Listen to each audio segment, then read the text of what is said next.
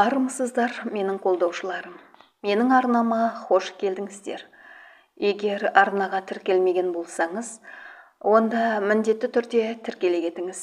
Көп рахмет. О дүниеге барып келген әйел.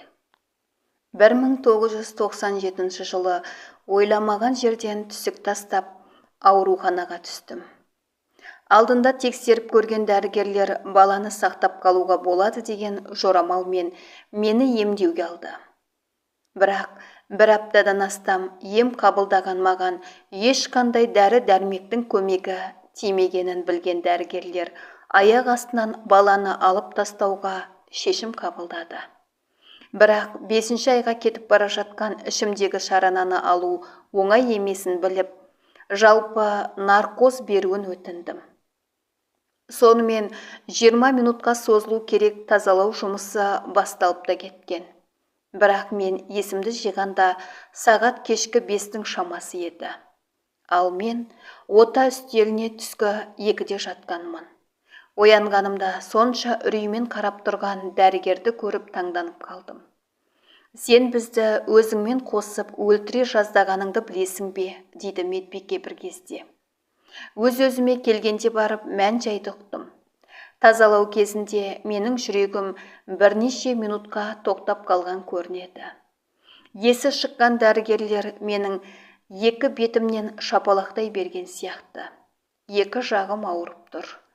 Ес-түссіз жатқандағы жай күйімді есіме түсіре бастадым. Жаңа ғана бір жерден келгенімді анық білемін. Өте әдемі жер.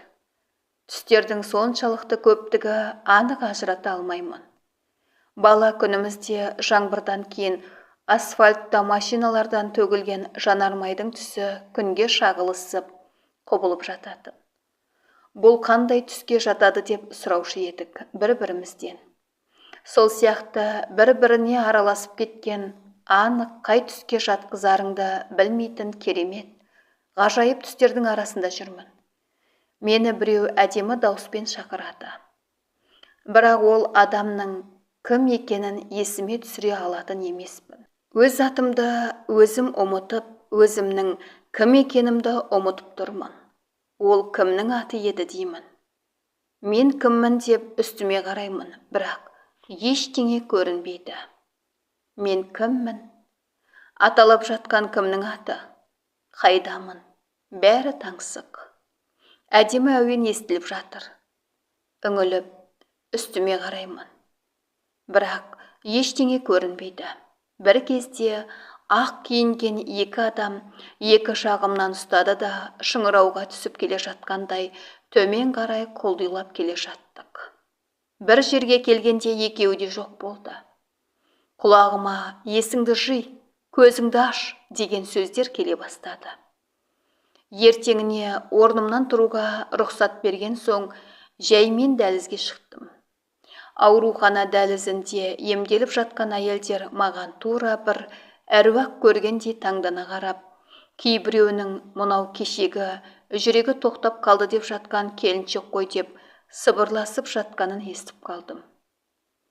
Бірнеше уақыт өтіп, өз-өзіме келген соң қазақ емеспіз бе? Емшіге де көріне салуды жөн көрдім.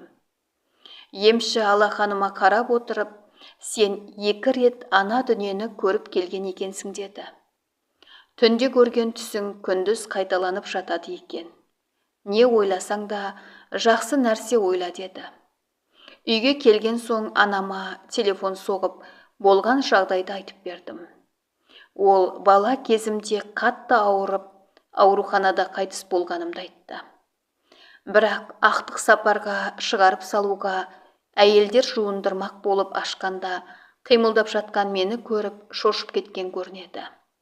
Теледидардан бір кездері соғысқа қатысқан, бірақ мені жарылып үйінде астында қалып, қаза тауып, 14 күннен кейін моргте есін жиған қарияның ана дүниеден көргенін естігенде дәл өзімнің көргенім есіме түскен еді. Не деген ұқсастық деп ойлап едім сол кезде. Өмірде барлығы бола береді екен ау.